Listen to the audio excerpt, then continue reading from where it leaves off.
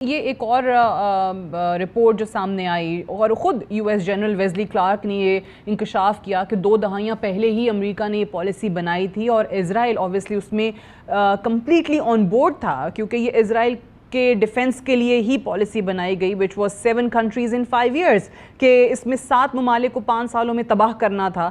عراق، شام، Lebanon, Libya, Somalia, Sudan, یہ 6 ہو گئے اور آخر میں ایران کو تباہ کرنا بچا ہے۔ یعنی اسرائیل کو مڈل ایسٹ کے اندر بالکل فری ہینڈ دینے کے لیے 2 دہائیاں پہلے ہی یہ پالیسیز بن گئی تھی، لیکن آج کے دور میں جو آپ بھی ایکسپلین کر رہے ہیں کہ عراق والی situation, weapons of mass destruction کہہ کے کہ کیا ہوا، اتنا آسان اوبویسلی نہیں ہے۔ اس وقت آپشن کیا ہو سکتے ہیں یو ایس کے پاس انسٹیڈ آف دھمکیاں دینے کے، ڈیل کے؟ ایران آلریڈی نیگوشیٹنگ ٹیبل پہ بیٹھا ہوا تھا، بات ہو رہی تھی، اس میں بھی 2 رائے ہے۔ اسرائیل کہتا ہے کہ جناب امریکہ ہمارے ساتھ آن بورڈ تھا، امریکہ کہتا ہے کہ جی ہمیں تو پتہ ہی نہیں تھا، ہم تو اس میں شامل ہی نہیں تھے۔ مختلف کہانیاں، کیا دنیا بائی کرنے کو تیار ہے؟ نہیں، میرا خیال ہے دنیا شاید بائی کرنے کو تیار نہیں، اور تھوڑی سی diplomatic movement has already begun as we speak. آپ کو پتہ ہے جنیوا میں Germany, France and England are sitting down with their Indian foreign minister which is a good thing کہ ایک بات چیت شروع ہو گئی ہے وہاں پہ۔ سو اب وہ یونائٹڈ اسٹیٹس میرا خیال ہے they wanted to conclude this diplomatic dialogue with Iran from a position of strength، لیکن اس کی ایک لمٹ ہے نا جی، اس لمٹ تک تو آپ لے چکے جا چکے ہیں، اس کے بعد بھی ایونچولی ڈائلاگ ہونا ہے، اور you are going to do a dialogue with a country which has been in existence for 5,000 years and will continue to exist. So dialogue has to be from the reasonable terms، یہ کوئی unilateral terms نہیں کسی کے اوپر impose کی جا سکتی۔ تو میرا خیال ہے the first movement has already taken place۔ صحیح۔ اچھا، لاسٹلی یہ بتائیے گا، فیلڈ مارشل عاصم منیر کی جو ملاقات ہوئی پریزیڈنٹ ٹرمپ کے ساتھ، اس کو آپ کس تناظر میں دیکھتے ہیں؟ وہاں پہ کیا ہوا ہوگا؟ اس کے بعد ہم نے کافی انڈین میڈیا کا پروپیگنڈا بھی دیکھا کہ جناب پاکستان بیسز دے دے گا اپنی امریکہ کو ایران کے خلاف and what not. This is a very important time for Field Marshal Syed Asim Munir to be there، اور اس کو پازیٹیولی دیکھنا چاہیے۔ ایک تو general Asim Munir Field Marshal knows the Iranian leadership very well. He has met them not too long ago and he was in America، اور ظاہر ہے since Pakistan چاہ رہا ہے کہ یہاں پہ ریجنل اسٹیبلٹی آئے اور ایک اچھے طریقے سے دوبارہ سے کوئی ڈائلاگ ایران اور امریکہ کے درمیان میں شروع ہو and stability returns to this region، تو I think this was a very very appropriate time for the Field Marshal to be there۔ اور اس میں آپ دیکھ لیجئے کہ ان کی اپنی اسٹیٹمنٹ ہے پریزیڈنٹ ٹرمپ کی when he says that Pakistan perhaps knows Iran better than them۔ So اور پاکستان جو Iran is a brotherly country، Iran is our neighbor and Pakistan will make its best effort، اور یہ اچھا ہوا کہ Field Marshal was there۔ Pakistan will make its best effort to protect the interests of this region and our brothers in Iran۔ That's true، and دنیا پہ بھی آہستہ آہستہ یہ چیز باور ہونا شروع ہو گئی ہے کہ اس ریجن کا کوئی بھی فیصلہ پاکستان کے بغیر جو ہے وہ نہیں ہو سکتا ہے۔ اسرائیل نے ایران پہ حملہ کرتے وقت obviously they must have thought کہ یہ صرف 2-3 دن کی کہانی ہے اور ایران ہمیں جواب نہیں دے سکے گا، لیکن بہت جلد ہم نے ایران کی طرف سے ریکوری دیکھی، ان کے ایئر ڈیفنس سسٹم جو ہیں وہ واپس بحال ہونا شروع ہو گئے۔ سب سے پہلے تو آپ کا انالیسز میں چاہتی ہوں دونوں ممالک کا اس وقت جو ہمیں ملٹری کیپیبلٹیز نظر آ رہی ہیں اس پہ۔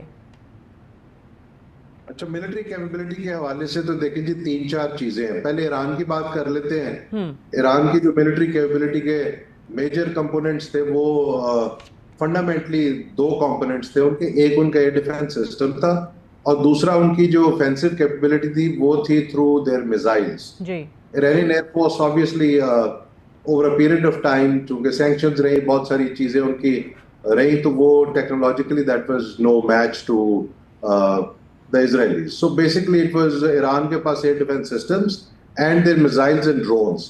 So air defense system was the defensive part of their capability and their missiles and drones was their offensive part of their capability۔ تو with regards to Israel کی military capability بہت well developed تھی۔ They have an air force which is very advanced۔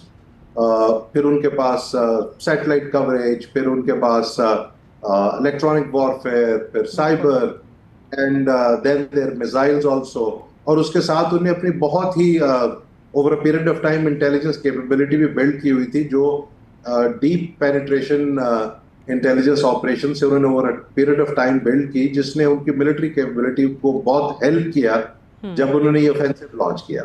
I don't want to go into the details of it. وہ آپ سب کو پتہ ہے کہ وہ ڈرونز بھی انہوں نے بہت سارے اندر سے لانچ کیے, پریسیشن منیشنز بھی اندر سے کیے, اور بہت ساری elimination of the scientist and others وہ بھی اندر سے آرکیسٹریٹ کی, اور اس کے بعد they started claiming complete domination of the air, اور 200 کے قریب وہ جہاز لے کے آئے, جہاں پہ آئی ایم شیور آپ کو بھی پتا ہے ڈسٹینس اتنا زیادہ ہے کہ fighter aircrafts can not travel that far, تو ریفیولنگ بھی ہوئی کسی جگہ پہ, ایئر ٹو ایئر ریفیولنگ بھی ہوگی. سو اس کا مطلب ہے کہ it was not just Israel's military capability, اس میں اور ملکوں کی ملٹری کیپیبلٹی بھی شامل تھی to allow Israel to undertake that offensive operation. That's true. اور ایران کے اندر بھی اپنے ان کے مولز کا ہونا, ان موساد کی اتنی ڈیپ پینیٹریشن ہونا, وہ بھی ایک obviously سوالیہ نشان ہے. جی وہ بھی انہوں نے وہاں پہ اچیو کیا ہوا تھا. تو انیشل اسٹرائک واز obviously بڑی ڈیوسٹیٹنگ تھی اسرائیل کی, جس میں انہوں نے ان کے ڈیفینس سسٹمز بھی لیے,